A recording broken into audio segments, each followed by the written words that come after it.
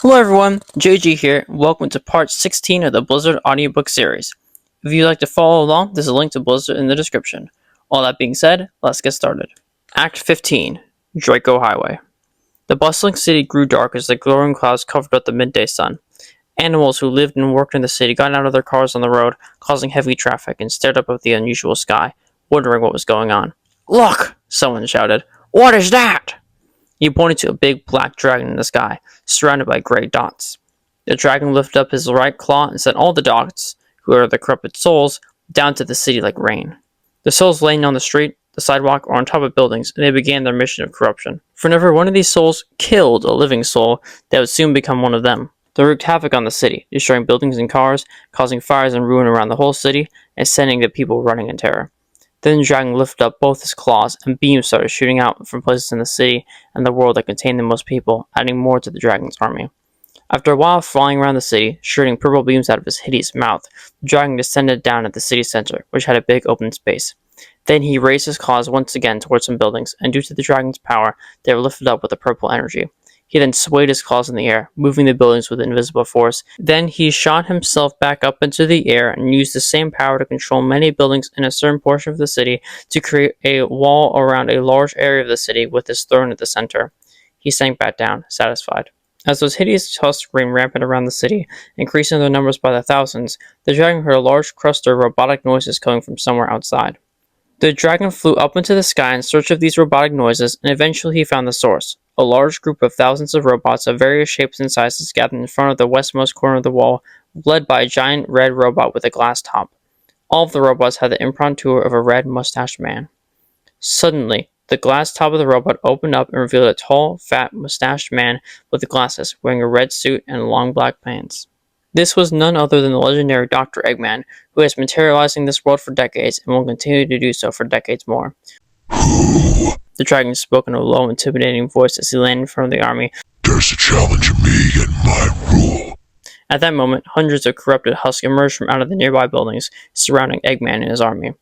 "I," the doctor said, "am Dr. Ivo Robotnik, otherwise known as Dr. Eggman, leader of the Eggman Empire. I am well aware of who you are, Tracton." The doctor was unintimidated by the dragon, but he knew of its power and its danger. "Oh, are you now?" the dragon asked.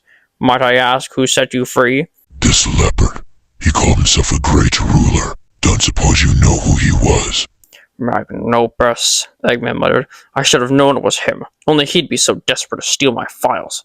Sage should have been more careful." The dragon, tired of this guy, nodded to one of the husks in the crowd. Suddenly, at the speed of sound, a purple flash boosted through some of Eggman's robots. "What is that?" the doctor asked. The husk stopped boosting and stood in between Eggman's robots and Tracton. Eggman recognized that husk well. It was a hedgehog, formerly blue but now gray and dark, with colorless shoes and a blank, zombie-rat expression on his face. "Sonic?" Eggman yelled in surprise. "Look, I know you and I still have some beef, but trust me, get away from that guy. He is super dangerous. None of our attacks can do anything to him. Whatever he promised you, if anything, forsake it, please, for your own sake. We need to stop that dragon. Then you can fight my Death Egg robot." But the hedgehog didn't move or even say a word. Then from behind him appeared a two-tailed fox, just as corrupted as him. There also appeared another female hedgehog carrying a menacing hammer, a big cat, a female bat, a crocodile, a chameleon, a bee, and another hedgehog Eggman had never seen before. Eggman was shocked at how the dragon managed to corrupt all of them. Then, the hedgehog Eggman had never seen before grabbed a quill from itself that seemed to function as a spear and threw it at the doctor. Eggman quickly closed his glass roof over himself.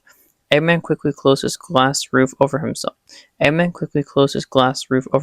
And he yelled at his robots to start attacking. The fight was fairly even in principle, for the robots of the doctor, being clothed in metal, were immune to the effects of Tracton's corruption. But the fact that the dragon gained such powerful allies easily switched the outcome in the dragon's favor, despite Eggman and his robots fighting valiantly. Eggman used the powers of his mech to drill and extend his arms to attack the husks, but they continued to attack with seemingly infinite numbers. But then, out of nowhere, a massive sword slammed into Eggman's robot with great speed, and the robot crashed into a building. Eggman yelled with shock. Then, the doctor felt the dome of his robot was lifted up because of an echidna outside. He was red and had powerful knuckles. Eggman recognized him at once and cowered in fear for his life, but the echidna said, "Eggman, I'm not here to fight with you." Eggman then realized that Knuckles was in fact not a husk, and he got up and said, "Oh, I thought you were, never mind. What do you want? Don't you seem a little busy saving the world?" "You," said a deep voice from behind the doctor, standing on the fallen robot. Saving the world? Give me a break. You yourself said that none of our attacks would damage that thing. Although, my kick damaged your robot pretty well. Had to get your attention somehow. Shadow? Asked the doctor. I'm glad you're not on their side, or we may already be finished. But anyway, I was merely trying to stall that wicked beast out. If I'm to go out, I'm to go out fighting, not crowded by that devil. That truly is a fate worse than death. You said it, Knuckles affirmed. Shadow leaped off the Death Egg robot and landed next to Knuckles. As the armies of robotic and corrupted husks clashed, Eggman began his discussion with Shadow and Knuckles on the fate of the world. Well, what happened to Sonic and all those other losers? Eggman asked. The last time I saw them, they all seemed fine. Well, Knuckles began, after our last adventure, Sonic, Tails, Amy, and I gathered together on Angel Island in order to find a permanent solution to our problem. And what problem was that? Eggman asked curiously. You, Shadow said bluntly. Knuckles continued. So we were discussing what to do, when all of a sudden, from out of the ground, there shot a giant purple beam from right underneath Sonic's feet. He turned into one of those weird zombie things, and he immediately started infecting everyone. I sure am tired of all these infections. Anyway, I was barely able to fend them off alone using all my strength. When it seemed I was about to fall, the three stopped attacking me and rushed off somewhere. I stayed there to rest and recover my strength. After a while, the sky grew gray and purple beams started shooting out of the ground. Then I saw Shadow, looking for Sonic, but he only saw me. I told him what happened. He reported finding Sonic in the forest all zombified when he was traveling with Rouge. He managed to corrupt Rouge, but when he tried to corrupt Shadow, he managed to fend them both off. Then Sonic ran away in the direction of Angel Island, and Rouge just flew off. Shadow figured Sonic was going here, so he tried to overtake him, but Sonic never came.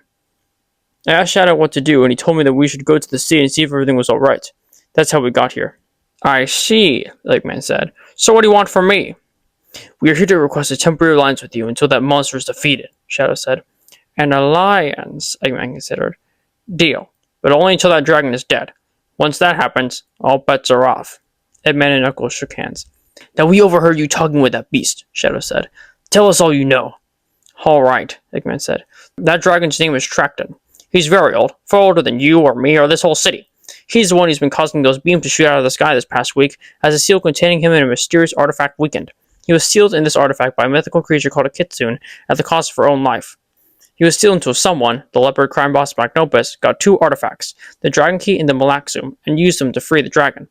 Now there was, in fact, a prophecy about our very time in which the dragon was freed, the three heroes would rise up and defeat him. The two latter ones were lost to time, but we know of one. He'll be an Arctic fox with ice powers. I know he is out there, for I have had a few encounters with him myself. That all makes sense, Shadow said to himself. What? Knuckles asked. Do you know something else about this dragon? So Shadow explained his adventures with Carol, first meeting and training him, then spawning the beams and skating to the abandoned kingdom, finding the mural, meeting Carol again, saving the villagers, meeting Esther and Rex, and how he departed. The Mistress of the Wind, Eggman said after Shadow finished his story. I know of her. She's very dangerous, and Magnopus is top bounty hunter. What were you thinking, sending the only one who could stop the dragon with her? I didn't know fully at the time, Shadow said, and I doubt Carol's mission proved fruitless. He's not stupid like that. Anyway, I have a plan of how to defeat this thing. And what's that? Eggman asked. Knuckles will seek out the members of the previous mission, Carol, Rex, or Esther. We need to find out what happened and why the dragon is out. The Doctor will continue fighting Tracton's forces here in order to prevent this main area of corruption from spreading. Of course, beams are shooting from all over the world, but there's nothing we can do about that. I'll also call Omega and send him here to help you. I know he hates you, but I'll tell him about our alliance. Hopefully, he'll listen. What will you do? Knuckles asked. I will seek out the 7 Chaos Emeralds. They've been useful before in the past, so they'll probably be useful again, Shadow said. So that's settled, said Eggman, getting back to his Death Egg robot. Let's defeat that dragon. With that, the three took off to fulfill their quests.